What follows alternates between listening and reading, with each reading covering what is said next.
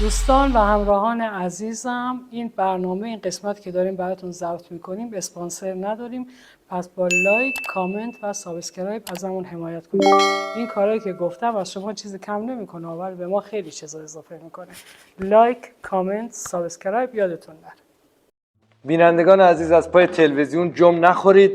در خدمت خانم دکتر پورخشخاش هستیم، متخصص ترک احتیاط در 20 ثانیه. خانم دکتر بفرمایید که با بینندگان عزیز سلام علیک داشته باشید. دکتر جان جون دکتر. مامور اومدن. به خدا برای مصرف شخصی بود. به خدا جناب سروان برای مصرف شخصی بود. مامور کجا بود خانم؟ اینجا استدیوی شبکه 3 سیما هست. نگاه این دستت باشه، محض احتیاط و بعد برنامه ازت میگیرم. دستت باشه. تو هم بپرسم مثلا چیه هستی؟ باید با مدیریت شبکه صحبت کنم، یه مجری غیر فضول بذارن. اون سمق درخت عرعر برای شوهرعمم گرفتم، سرطان سینه داره، دکتر را جوابش کردن. لطف کنید از اتاق فرمان اولین تلفن رو وصل کنید. خیلی ممنون. الو، سلام خانم دکتر، خوبی؟ جان. خانم دکتر، میخواستم بگم من میخوام ترک کنم دیگه، خیلی خسته شدم. خانواده تردم کردن دیگه، واقعا بریدم. جنسم که میدونی همه تقلبی شده. این ساقی هم که جوابمو نمیده. میخوام پاک بشم برم المپیک شم. ببند دهن تو دیگه. الانم تو فازی ها، خیال نکنی نفهمیدم. هرچی چی بهش نمیگم. همه میخوای کارخونه بزنی معتادر عمل استخدام کنی. حالا ساقیت کیه؟ اون تای کوچه ننه علیرضا یه در چوبی سبزی هستش.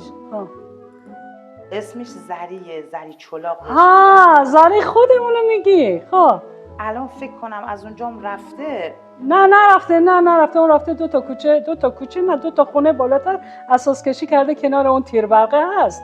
رفته اونجا یه پنجره آبی داره. برو اونو با سنگ میزنه، اول میاد چند تا فوش همچه آبدار بهت میده، ولی خب بگو منو پروفسور پورخشخاش فرستاده بهت جنس میده تا یه هفته بشکن بزنی.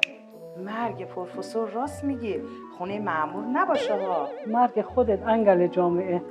مأمور کجا بود؟ من دیشب از اونجا جنس گرفتم، الان دست این مفرفری است.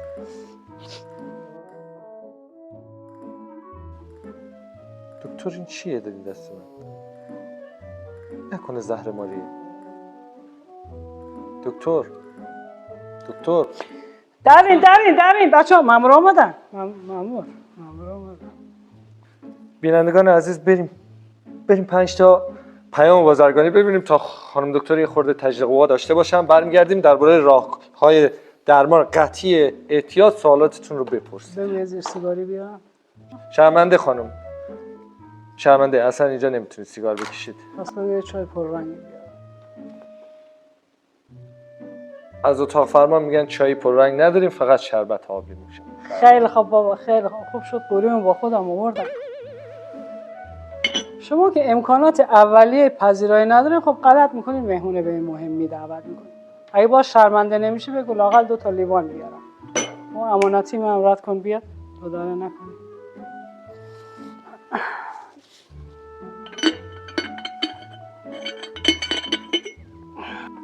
2 تا لیوان لطف کنید. نبات هم اگه دارین بیار. لیوان رو بردارید بیارید، نبات هم بردارید بیارید براشون لطفا.